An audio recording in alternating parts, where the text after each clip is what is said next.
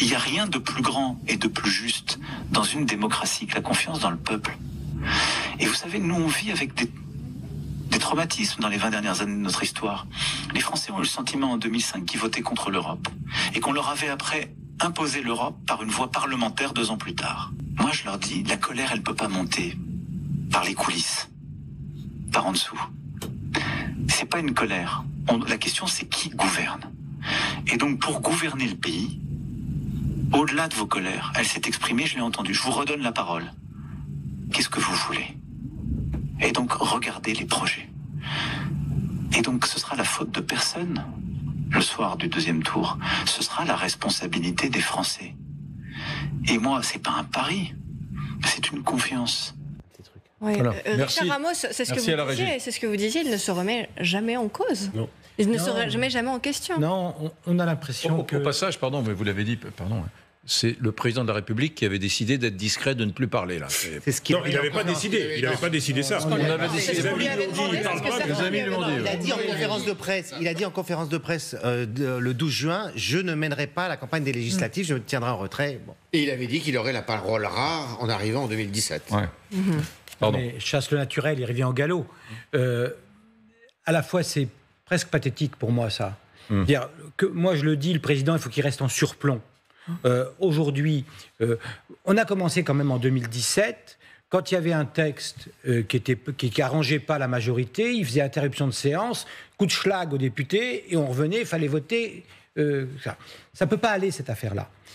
L'autre chose également, c'est qu'ils ont voulu au milieu que tout le monde ressemble et se ressemble dans l'espace central. Mais la démocratie, c'est l'espérance, c'est l'espoir d'une espérance et d'une alternative. À partir du moment où vous créez un machin au milieu où tout le monde se ressemble, moi j'ai été convoqué 10 fois, 15 fois, parce que je m'opposais à une partie.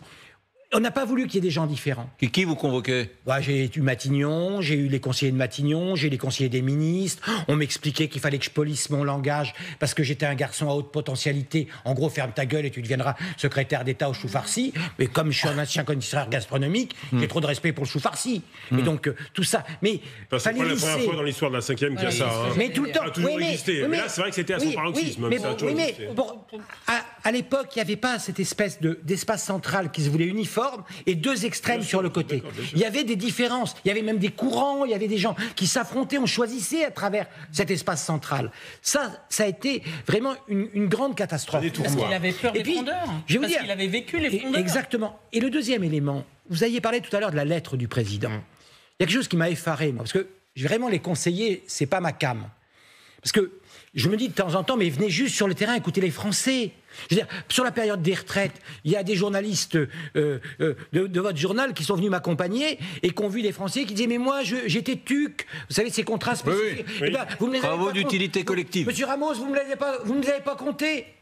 Et le journaliste, je dis, bah oui, on va remonter ça à Paris. Il y a un autre gars qui m'interpelle à l'époque, il me dit, hé, con, Ramos. Je dis, qu'est-ce que t'as? Il me dit, moi, j'ai fait 2 ans d'armée, on m'en compte qu'une alors que j'étais patriote. Je veux dire, moi, j'invente rien. Il suffit d'aller sur un marché et vous allez voir des intelligences du cœur, des intelligences... Et là, sur la lettre aux Français, il y a un truc qui m'a frappé, moi. Il y a quand même, normalement, quand on fait un lancement de produit, une dissolution, c'est un produit quand même particulier. Ils ont tout improvisé. Cette lettre-là, quand on la prend dans la chronologie... Il a prévenu personne. Non, 15 jours avant, il savait. Non, 3 personnes. Non, je veux dire... Ah oui, mais... Enfin bon, on va pas refaire toute la discussion. Non, mais pardon, ce que je veux dire, c'est sur la lettre. Sur la lettre. La lettre, pardon. Je voudrais juste dire, mesdames, messieurs, vous n'avez peut-être pas lu la presse quotidienne régionale, Emmanuel Macron, le président de la République, a publié ce matin dans pratiquement tous les journaux régionaux et dans nombre de journaux nationaux. Le Parisien l'a publié. Nous, on est un journal régional à dimension nationale. Aujourd'hui en France. Et donc, on publiait la lettre d'Emmanuel Macron. Voilà. Cette lettre, elle aurait pu être publiée le soir même de la dissolution. C'est-à-dire, entre le moment où on la publie maintenant et le soir de la dissolution, il n'y a rien qui a été rajouté. Rien. Et donc, s'ils avaient un peu imaginé la dissolution, ils auraient anticipé par une lettre dans la foulée. Ça veut dire que les conseillers aujourd'hui à l'Élysée, ils improvisent au gré des jours. À la fin de la lettre. Qui a surnommé les conseillers les cloportes là ces derniers jours? Richard Moi, je les appelle les Ramos, têtes d'œuf, mais c'est pas. Richard Ramos, que faites-vous encore dans le camp présidentiel? Mais parce que moi vous savez, je suis fait comme ça. Moi, je suis dans ce camp-là parce que je suis un libéral. Je me retrouve absolument pas dans tout ce qui est aujourd'hui ce que j'appelle la vinaigrette. Vous savez, la vinaigrette, c'est la nouvelle NUPES. Ça, c'est homogène que quand c'est agité. Quand vous le reposez, il y a les grosses huiles comme Hollande d'un côté et le vinaigre de l'autre. Donc ça marche pas, ça. Voilà, je me retrouve pas là-dedans. Et je me retrouve pas dans la haine, et la haine de l'étranger, dans le Rassemblement national, auquel moi, quand il y a des cerises à ramasser, c'est des étrangers qui sont là. Quand il y a des alors j'ai trouvé un parti pour vous. Allez chez Bruno Retailleau, allez chez Wauquiez. Vous êtes agent recruté. Non, mais c'est pas ça, mais il n'est pas bien LFI. Mais moi, j'essaie de vous aider. Il n'est pas bien dans la majorité présidentielle, il n'est pas bien à gauche, mais il n'est pas bien au RN. Moi, je suis très bien au MoDem. LR, un parti qui vous va. Moi, je suis très bien au MoDem. Je veux dire, moi, je suis très, très bien au MoDem. Moi, vous savez, je suis un fils d'ouvrier communiste. Mon père était élu de Pierre Sudreau, à Blois. Et donc, moi, je suis très, très bien dans le combat des plus humbles. Personnage extraordinaire, Pierre Sudreau. Moi, dans ma HLM, il un venait me gaulliste raconter... de gauche. Pierre Sudreau venait me raconter dans ma HLM, quand mon père travaillait en 3-8, l'histoire de France et les fables de La Fontaine, dont la plus importante, m'a dit, retiens-la toute ta vie, le loup et le chien. Juste une petite seconde, puisque c'est les 30 ans d'LCI. Un loup n'avait que les os et la peau, tant les chiens faisaient bonne garde. Ce loup rencontre un dogue aussi puissant que beau, gras, poli, qui s'était fourvoyé par mégarde. L'attaquer, le mettre en quartier, et on continue. Chemin faisant, le loup vit le col du chien pelé. Qu'est-ce cela, lui dit-il? Rien. Quoi, rien? Le collier dont je suis attaché de ce que vous voyez est peut-être la cause. Attaché, dit le loup. Vous ne courez donc pas où vous voulez? Non, mais qu'importe. Il importe si bien que de tous vos repas, je n'en veux en aucune sorte. Cela dit, maître loup s'enfuit, maigre, libre, mais court encore. Et court Bravo. encore. Ouais. Alors, est-ce que vous êtes exactement... votre propos, c'est l'illustration de tout ce qu'on a dit ce soir, finalement.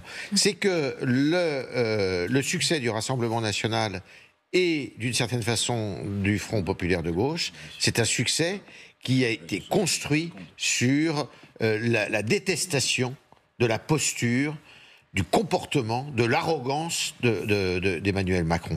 C'est exactement là-dessus. Et pas du tout. C'est pour ça que tout à l'heure, quand on parlait des programmes et tout, les vacances mono, les programmes, rien du tout. Et alors, ce qui est extraordinaire, mais c'est encore pire, le président de la République, qui est quand même quelqu'un de... Dans sa lettre aux Français, là, ce matin, il dit, j'ai compris, il faut gouverner autrement. Mais au bout de 7 ans, 7 ans de présidence, il a j'ai envie de dire le toupet d'écrire noir sur blanc. Il faudrait peut-être qu'à l'avenir on gouverne autrement. C'est quand même dément. Dans cette lettre, moi, il y a un autre point qui m'a frappé, c'est la fin de la lettre. Il finit en disant j'espère que j'appelle, en gros, mon camp, je retraduis, à rester unis. Ça, c'est le terme. Alors, c'est mal parti. Et il dit surtout, je gouvernerai jusqu'en 2027. C'est-à-dire il éprouve le besoin de coucher noir sur blanc dans une lettre à tous les Français qu'il sera là jusqu'au dernier jour. Ce qui veut bien dire qu'effectivement, il se sent terriblement concerné, ciblé, visé par cette fronde électorale qui est en train de se manifester dans les urnes. Moi, je voudrais évoquer le jugement d'un de nos confrères italiens, Paolo Levi, et qui dit... C'est incroyable la France. Vous haïssez tellement fort. Si les présidents sont tellement haïs, ils s'en sortent uniquement en cas de cohabitation. S'il n'y a pas de cohabitation, là on est depuis 7 ans, et donc évidemment tout le ressentiment qu'on peut avoir par rapport à un chef de l'État, là il a été réélu sans cohabitation. Tout le monde avait salué le coup de maître d'Emmanuel Macron, quoi qu'on puisse penser de la campagne présidentielle enjambée, etc. Mais au bout de 7 ans, il y a les dividendes de l'usure du pouvoir et de la manière de l'exercer. Et vous avez prononcé le mot magique, on voulait justement parler de cohabitation avec cet article. Réinvitez-moi, je suis bonne pour les transitions. Regardez ce que titre Le Monde aujourd'hui. Va-t-on vers une France ingouvernable? C'est en tout cas le risque qui se profile d'après le quotidien. Le pays sera-t-il gouvernable s'il n'y a pas de majorité absolue? Renaud Pilat, c'est un scénario possible et même probable. Toutes les projections pour l'instant que l'on a avec la prudence nécessaire montrent qu'effectivement le RN est en dynamique et peut avoir une majorité absolue. Mais si jamais le RN n'a pas de majorité, entre parenthèses, si le RN a une majorité absolue, cohabitation qui n'aura plus rien à voir avec les cohabitations qu'on a connues dans le passé. Parce qu'un président considérablement affaibli, qui aura pris une décision qui n'aura pas été comprise par les Français, avec un RN qui n'a jamais été au pouvoir et qui a un programme disruptif, moins qu'on puisse dire, par rapport à Emmanuel Macron, bonjour la cohabitation sportive. Je referme la parenthèse. S'ils n'ont pas la majorité absolue, pas de majorité, on fait quoi ? Il y a plusieurs scénarios. Soit ils arrivent à effectivement se mettre d'accord, certains socialistes, certains modérés, macronistes, certains républicains, en disant la situation est trop grave. Il faut qu'on se mette d'accord. On trouve un Cazeneuve, on trouve un je ne sais pas qui, un Castex. On pourrait être Premier ministre. Est-ce que ça tient ? Est-ce que même ces députés vont vouloir en être de cette majorité ? Pas sûr. Sinon, gouvernement technique, on l'a jamais fait, on ne sait pas faire. Ils l'ont fait en Italie parce qu'ils ont peur de la crise financière. C'est un gouvernement de gens qui font pas de politique. De techniciens qui font quasiment pas de politique. On met un Premier ministre qui gère. Des chefs d'entreprise, un chanteur, Kenji Girac. En tout cas, des gens qui ne sont pas. J'ai terminé dans 20 secondes. Des gens qui c'est lui qui a tiré sur lui-même. Des gens qui ne sont pas clivants, qui n'ont jamais fait de politique, mais qui sont là pour, en gros, gérer les affaires courantes. Parce qu'il va bien falloir qu'on vote un budget à l'automne. C'est pas un jeu, là. C'est pas le Cluedo, c'est pas la roulette russe. C'est un pays, là. Ça fait 15 jours, 3 semaines qu'on a l'impression que c'est un pays, avec la vie des Français, la vie quotidienne des Français. Donc, à l'automne, si jamais, effectivement, tout ça bloquait, qu'est-ce qui peut se passer, hypothèse ? Si les marchés, parce qu'à la fin c'est l'économie, malheureusement pour certains qui dirigent, les investisseurs vont dire la France est instable, le FMI va frapper à la porte et va venir à Paris en disant mais la France elle fait quoi ? Et le FMI, si elle frappe à la porte à Paris en disant qu'est-ce qui se passe ? Peut-être que certains vont commencer à se dire au président, monsieur le président, qu'est-ce qu'on fait ? Et c'est pour ça que certains pensent présidentielle anticipée. Ce scénario, les amis, je voudrais dire une chose. Beaucoup de gens regardent la télévision de temps en temps, s'informent, et donc soit ils sont convaincus que le Rassemblement national aura la majorité, ou que sais-je, que Macron sera reconduit, ou que sais-je, enfin la majorité présidentielle, ou que la gauche triomphera. N'oublions pas de leur dire, de façon un peu appuyée, que le scénario que nous évoquons maintenant, c'est-à-dire pas de majorité, une France ingouvernable, est loin d'être anecdotique. Richard Ramos, on est d'accord, hein ? Bien sûr. On est d'accord. Vous savez, sur la dissolution, sur les plateaux, 15 jours avant, j'avais été l'un des premiers à montrer mes affiches que j'avais réalisées avant. Ah oui, vous étiez sûr qu'il y aurait une dissolution ? Oui. Et le dimanche soir, j'ai montré tout rédigé. Donc, je pense qu'aujourd'hui, ce qui va... Je donne mon... Pourriez-vous nous dire s'il va faire beau au mois de juillet ? Je vais vous dire... Au mois de juillet, fera-t-il beau ? Il va y avoir tant de tempêtes pendant un an. C'est-à-dire que, à part s'il y a le Rassemblement national obtient la majorité absolue, on aura les mélenchonistes et les gens dans la rue. Mais si, demain, et c'est là où je suis peut-être un peu divergent avec M. Pilat, si, demain, il n'y a pas une majorité absolue, dans cet espace central que j'appelle finalement, pas les gens qui viennent de la Macronie, mais des hollandistes, vous avez quelqu'un dans cet espace-là qui s'appelle François Ruffin. François Ruffin ne votera jamais aucun texte avec des gens de la Macronie, parce que lui-même est en route pour la présidentielle. Absolument, on est d'accord. Donc on aura les mélenchonistes qui vont faire leur groupe à 60 ou 80, on aura les survivants, les mohicans de la Macronie qui seront là, et on aura à l'intérieur de cette vinaigrette que j'ai de la NUPES 3, on aura deux camps qui vont se séparer, les hollandistes et les gens comme François Ruffin qui, pensant déjà à la présidentielle, jamais ne votera un texte avec la Macronie parce qu'il a trop peur que Mélenchon lui dise « Regardez, ils ont été ça dure pas un an, ça. Les investisseurs, ils n'attendent pas un an. Alors, on est d'accord. Il n'y aura pas de démission du président de la République, ça ne sert à rien, parce qu'il ne pourra pas dissoudre l'Assemblée nationale. Et donc, on va avoir un gouvernement... Et s'il y a une nouvelle élection présidentielle... Non, on ne peut pas dissoudre. Et puis il a exclu sa démission. Je finis comme ça ma prévision. Et le président, quand ça va être tout ça, il va dire à Mme Le Pen, il ne va pas appeler Bardella, il va dire à Mme Le Pen, c'est vous la présidente du groupe, venez à Matignon, elle va refuser. Pendant 2-3 mois, on va maintenir le gouvernement. Après, on va attendre qu'il y ait le procès du RN. Comme ça, on demandera à M. Bardella, en plein procès, d'être ministre de la France. Mais c'est le bordel. Ça veut dire que c'est quoi qu'il arrive, on est dans un espèce de crise très grave. Les investisseurs je voulais faire réagir Yves Frère, parce que vous avez un petit peu planché sur le sujet. Je me suis penchée sur votre édito dans Le Figaro, où vous titrez La cohabitation ou la loi de la démocratie. Et ce que vous dites dedans, c'est que cette cohabitation, elle serait très différente que les 3 précédentes, mais serait-elle pour autant impossible ? Comment répondez-vous à cette question? Alors, pour ceux qui n'ont pas lu l'édito. Il y a 2 hypothèses. Soit il y a une majorité absolue, à ce moment-là, c'est possible. C'est-à-dire qu'il y a une cohabitation avec un gouvernement qui peut gouverner et qui peut réformer la France comme il l'entend. C'est-à-dire qu'il a la majorité à l'Assemblée nationale, donc il n'y a pas de problème. Je ne crois absolument pas au domaine réservé. Tout ça, ça n'existe pas constitutionnellement. Ce n'est pas fondé.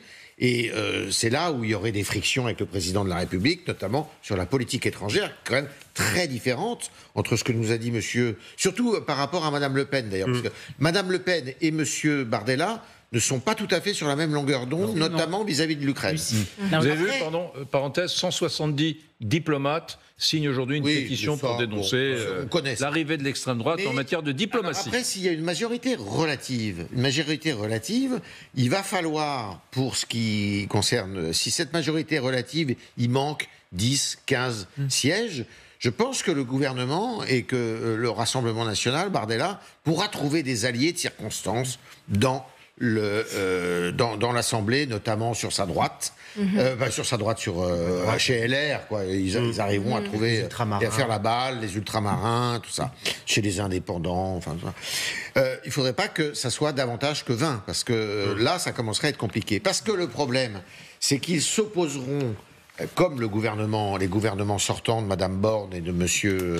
Attal, ils s'opposeraient à des motions de censure, et là, qui là, pour le coup, seraient votées par l'ensemble des oppositions, à mon avis. Et ça, à partir du 18 juillet. Ouais, à partir du 18 juillet. Donc c'est pour ça que ça serait assez compliqué. Mais il y a le génie français. Ce qui est extraordinaire, c'est qu'on a une constitution, on a dit, elle est faite pour des hommes forts, pour le général de Gaulle et tout. Cette constitution, elle a déjà vécu 3 cohabitations qui n'étaient absolument pas prévues dans la constitution. Elle a vécu on l'a tordue dans tous les sens et ça continue à marcher. Et c'est une des forces de la France. Et ben on va tester. C'est ces institutions. Ouais. Et donc, il faut essayer et espérer surtout que justement, elles nous garantissent qu'il n'y ait pas de bordel. Là, on va essayer Mais la difficulté, et c'est aussi, on dit à la différence des 3 autres cohabitations, les précédentes, c'est que le Conseil constitutionnel était un arbitre absolument admis par l'ensemble des acteurs politiques. C'est moins le cas. Ce qui est, vous l'avez dit joliment, c'est moins le cas aujourd'hui. C'est moins le cas.